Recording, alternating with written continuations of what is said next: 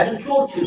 চোরের বাবা চোরকে একটা টেকনিক বলে বলে, দেখ যাই করিস করিস, যখনই ধরা পড়বি সত্যি কথা বলবি না, আর কখনো সাধু মহাত্মার কাছে যাবি না।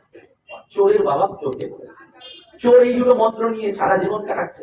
এখন জীবনে যখন শেষ এসছে তখন চোরের ইচ্ছা যে রাজবাড়িতে থাকা, মানে চুরি করে রাজার বাড়িতে চুরি করতে গেছে। চুরি করতে গিয়ে ধরাও পড়েছে রাজার পেয়াদাদের কাছে। রাজার পেয়াদারা রাজার কাছে নিয়ে আসবে, পেয়াদারা ধরে নিয়ে আসছে রাস্তা দিয়ে।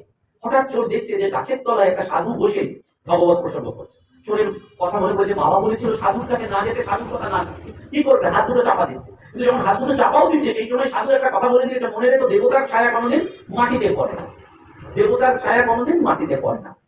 হ্যাঁ, এই কথাটা বলে দিয়েছে। তো ওইটুকু শুনেই চলে গেছে।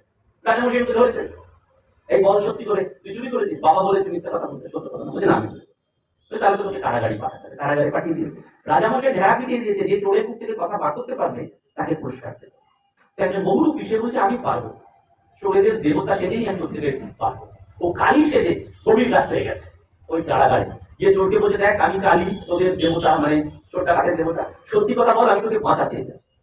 চোর বলছে, যাকে বাবা, ভগবান যখন এসেছে সত্যি কথা বলি দেখি। তো প্রণাম করে উঠে হঠাৎ সাধুর কথা মনে পড়েছে, দেবতার ছায়া মাটিতে পড়ে না। কারাগারের টিপটিপে আলোয় চোর দেখছে যে যে কালী দাঁড়িয়ে আছে ছায়া। তখন চোরের মাথায় ফেলেছে তার মানে একটা রাজার ছক, যে রাজা কাউকে দিয়ে আমার ভেতর থেকে সত্যি কথাটা বার করে দিতে চাইছে। তখন ও মা কালীর পায়ে বলছে, হে মা, আমি তোমায় সত্যি কথা বলছি, আমি চুরি করিনি, চুরি করিনি, চুরি করিনি। রাজা মশাই আর কি করবে, তাকে মুক্তি করে দেবে। তখন সেই চোর দৌড়ে দৌড়ে সাধুর কাছে গিয়ে বলছে, দেখো তোমার একটা কথাতেই আমি জীবনের এরা মহান বিপদ থেকে আমার প্রাণ চলে যেত রাজা মশাইয়ের কাছে, সেখান থেকে আগে ঘুরে এসেছি। তাহলে তোমার সারা জীবনের কথা শুনলে আমার জীবনটা কতই না ঘুরে যেত।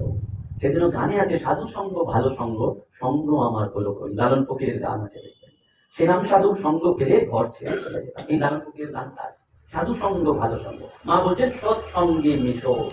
দ্বিতীয় বলছেন ক্রমে ভালো হতে চেষ্টা করো। ক্রমে, একদিনই তো রাতারাতি আমরা জীবনে কি নিয়ে এসেছি বলুন? সংস্কার। সংস্কারের পুটুলি নিয়ে এসেছি, আবার চলে যাওয়ার সময় আমাদের এই সংস্কারটাই থাকবে। সংস্কার, আর অন্য কিচ্ছু থাকবে না।